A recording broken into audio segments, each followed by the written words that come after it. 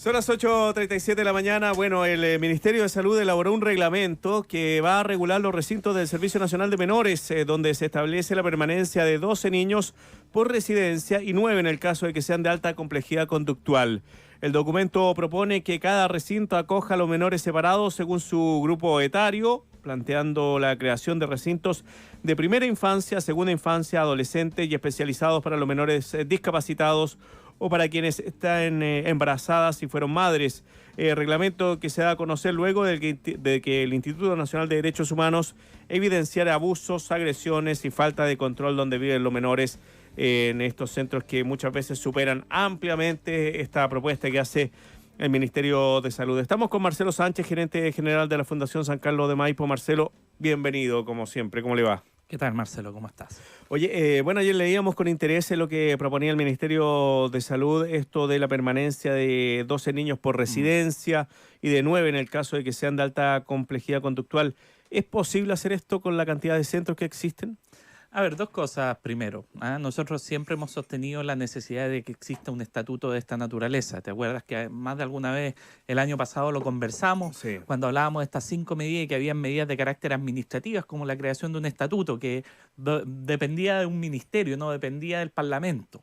Y en consecuencia era algo que bien podría haberse hecho mucho tiempo antes. Esa es la primera lectura. Hoy día está saliendo recién después del informe del IDNH que evidencia todas las faltas que significa el no tener un reglamento de esta naturaleza. Claro. Desde el régimen de visita, hasta las condiciones de infraestructura, hasta el acceso a la salud, entre otras cosas.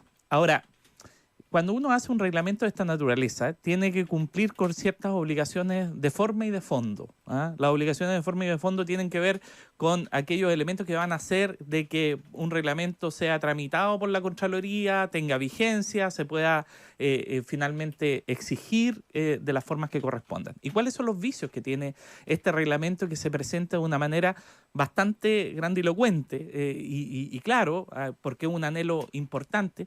Es que fundamentalmente no establece la fórmula de financiamiento sobre la cual va a operar este sistema. Las cláusulas de exigibilidad. Importante punto, ¿no? Evidente, parte el reglamento diciendo el Ministerio de Salud, bueno, va a ser responsabilidad de la residencia proveer el mayor estado de salud de los niños. Eso no es ninguna novedad. Eso tiene que ser así. Eso ha estado siempre desde la ley.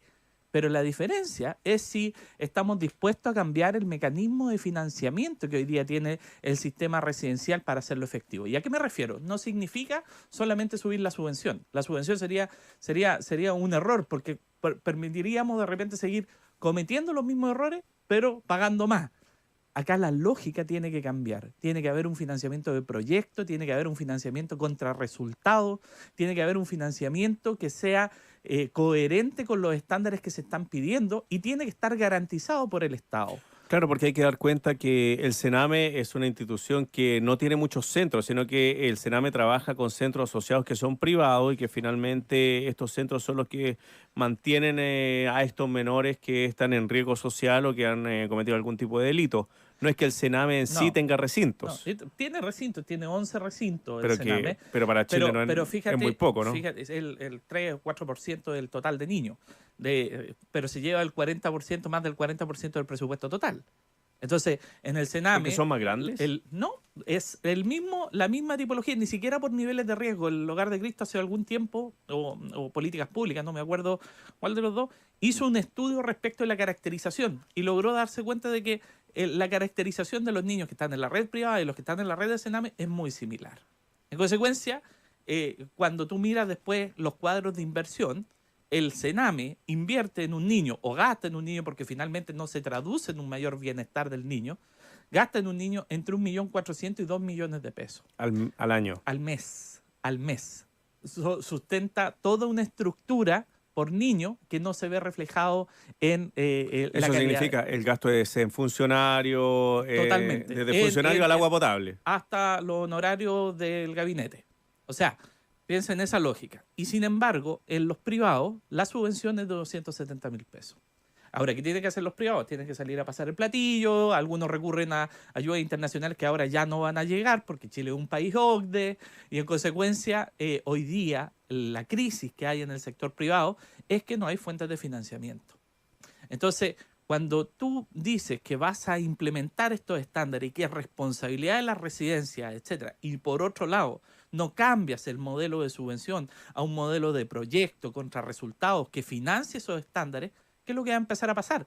Van a empezar muchas de esas residencias a no presentarse a las licitaciones y va a pasar como está pasando ahora, en que solamente se adjudicaron 1/3 de las licitaciones y hay 2.000 niños que van a estar a la deriva el próximo año porque no van a haber esas residencias que deberían estar. ¿Qué es lo que va a terminar haciendo el Sename? Bueno, ampliémosle los cupos a los que ya están, a los que ya son grandes operadores del sistema, a los que ya tienen cooptado el sistema, a los que ya lo tienen concentrado. Les voy a dar más plazas para que esos niños queden sin plaza. Eso no corresponde. Cuando hablamos de 270.000 pesos, ¿es solo la manutención de los menores? Porque la otra vez, ¿te acuerdas del escándalo que cuando se conoció que se gastaba cerca de 600, 700.000 pesos por persona internada en una cárcel y que finalmente era lo mismo que hablábamos ahora? O sea, que se incluía desde el sueldo del director de gendarmería, los gendarmes y la mantención de la cárcel. Sí. En el caso de la subvención, cubre básicamente la manutención básica, pero no se agregan a eso. Hay algunas instituciones que logran agregar o tener programas adosados. Ahora, la lógica del programa adosado es precisamente que pudiera ser una sola unidad de intervención terapéutica. Pero ¿qué empieza a pasar? Como les falta financiamiento, empiezan a postular varios programas adosados. Entonces, a una misma familia le atienden 2 equipos de terapeuta, 3 equipos de terapeuta, 3 o 4 veces a la semana. ¿Qué nivel de adherencia va a tener eso? Si finalmente esa mamá o ese papá tiene que trabajar, no puede asistir todas las veces al consultorio, etcétera. Y básicamente eso se transforma en una ineficiencia que gastas más recursos, tienes menos adherencia y no tienes resultados. Entonces, la lógica de financiamiento del Sename, que es algo que no se ha querido explorar. Yo cuando el año pasado, durante el año pasado, me tocó asistir a una comisión en la Cámara de Diputados, donde se estaba discutiendo el presupuesto del Sename. Y ahí yo le planteé a la directora la necesidad de mirar la ley de subvención. Y en ese momento la respuesta fue, nosotros no vamos a tocar la ley de subvención. Y acá no está la pedida detrás que dice, ¿sabes qué? Pongámosle plata al sistema, démosle plata a los privados, démosle... No, acá lo que está es financiemos adecuadamente un proyecto. Pongámosle métrica de resultados, paguemos contra resultados, no paguemos por el simple egreso administrativo. Finalmente, lo que importa no es que el niño salga de la residencia, porque después al mes siguiente puede volver a otra residencia, sino que lo que importa es que el niño no reingrese al sistema de protección. Y eso se logra con programas que sean eficientes, que tengan resultados, que tengan calidad. Y eso es lo que no se está resolviendo. Ya, pero ese programa tiene que venir desde este centro que lo recibe o tiene que ser un programa que es municipal, un programa estatal que a ese niño después de que sale de la residencia lo acoge, lo sigue, lo guía, le entrega le entrega la ayuda a la familia, que por ejemplo que un niño que claro que fue abandonado y no sé, y se queda a cargo de su abuela, tiene que tener algún tipo también de ayuda económica. Marcelo, hay distintos niveles. O sea, está el nivel preventivo, es decir, cuando tú deseas de que un niño no vuelva a tener una vulneración de derechos y por lo tanto te enfocas en los factores de riesgo y estás en el ámbito del niño, en el entorno, en la familia, en el colegio, en el centro de salud, etcétera, y tú intervienes desde ahí. Hay otros que tienen que ver con lo intrarresidencial, que tú tratas de garantizar el mayor bienestar del niño mientras está dentro de esa residencia. Y ahí tú tienes equipos terapéuticos que van a estar ayudando en eso. Hay otro que resguarda el acceso al derecho que deben tener los niños. Fíjate que nada se dice en este reglamento, por ejemplo, el acceso a representación jurídica.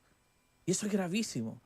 Resulta que un 25% de los niños, con suerte, tienen la posibilidad de tener un representante jurídico, que son los curadores ad litem, para determinados tipos de vulneraciones de derechos y además con un nivel de calidad que básicamente terminan en acuerdo en primera instancia porque no son independientes. Finalmente trabajan para el Sename. Y en consecuencia, cuando el Estado es el principal vulnerador, ellos no van contra el Estado. Entonces, uno de los elementos clave en esto es poder contar con representación jurídica autónoma e independiente para todos los niños que están en la residencia.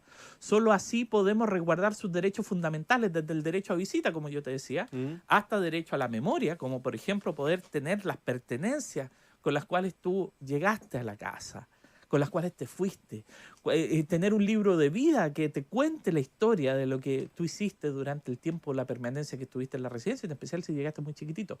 Entonces, resguardar esos derechos es fundamental y contar con representación jurídica que vele porque no haya negligencia al interior de la residencia, que no haya negligencia en las familias de origen, que no haya negligencia en la tramitación ante tribunales, etcétera.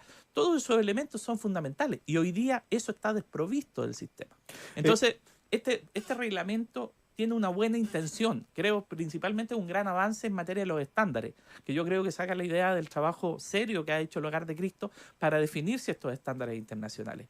Pero acá hay que ser realista y hay que ver cómo se puede financiar ese reglamento. Y aquí el Estado no puede desligarse y decir, ¿sabes qué? Es responsabilidad de la residencia, si es que hoy día sigue con el sistema precario de subvenciones con la que está funcionando. Lo que tiene que hacer es ponerle estándares de cumplimiento a la residencia, exigir esos estándares y pagar según resultados.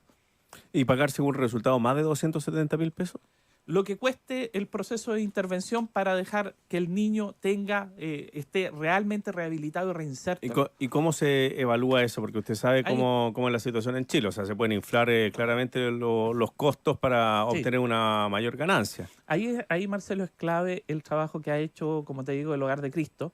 Y hay distintas instituciones que han llegado a definir ciertos estándares, desde los estándares de infraestructura hasta los estándares de intervención con la intervención familiar. Es decir, se pueden medir también el bienestar del niño. Hay instrumentos de validación internacional, el NSFAS-G, que fue creado en la Universidad de Carolina del Norte y que se utiliza para medir el assessment familiar y que tú puedes ir midiendo esos resultados. Se pueden establecer métricas y lo importante es definir esas métricas, controlarlas, monitorearlas. El gran fuerte que tiene que tener el Sename es un mecanismo y una unidad de fiscalización que dé cuenta del cumplimiento de esos estándares. ¿Debe seguir teniendo centro el Sename? Según tu opinión, Marcelo. Mira, yo creo que pueden haber distintas alternativas. Siento que el que tenga centro del Sename es que básicamente te permite modelar. Si fueran buenos centros, te permitiría modelar la oferta. La imagen sería, así tiene que ser. Pero lamentablemente hoy día no modela. Más bien en el Sename, los centros del Sename están en una condición igual o peor incluso que centros de la red privada. De hecho, se hizo un informe también el INH sobre los centros de Sename y se repiten los mismos problemas, siendo que la inversión o el gasto es mucho mayor. Oye, y por último, pero ¿te parece bien este tema de la permanencia de 12 niños por residencia, el tema de los niños con problemas delictuales separados del resto de la población? ¿Ese es un buen punto, un avance? Ese es un buen punto, es un buen estándar, pero hay que definir cómo se va a hacer. Fíjate que siempre cuando el año pasado se asignó un recurso adicional al Sename, que fueron 2.500 millones, ¿te acuerdas? En esos 2.500 millones decidieron invertirse en los CREAT. Y los CREAT ya están sobresaturados. Se invirtieron en infraestructura, se invirtieron en equipos de electrógeno, etc. Y se planteaba, ¿por qué no mejor crear un centro modelo con estos estándares? Un centro modelo que creara Sename, que dijera, ya, lo vamos a hacer con 12 niños, lo vamos a hacer con 9 niños, vamos a hacer esta modelación y sobre eso levantar aquellos términos de referencia que te permitieran generar el estándar nacional. Creo que se perdió una oportunidad maravillosa en ese momento. Y se invirtió nuevamente en reparar o adecuar centros que están sobrepoblados, centros que no garantizan el bienestar del niño. Yo creo que el camino es correcto, el definir estos estándares, el definir estándares internacionales, es lo que tenemos que hacer.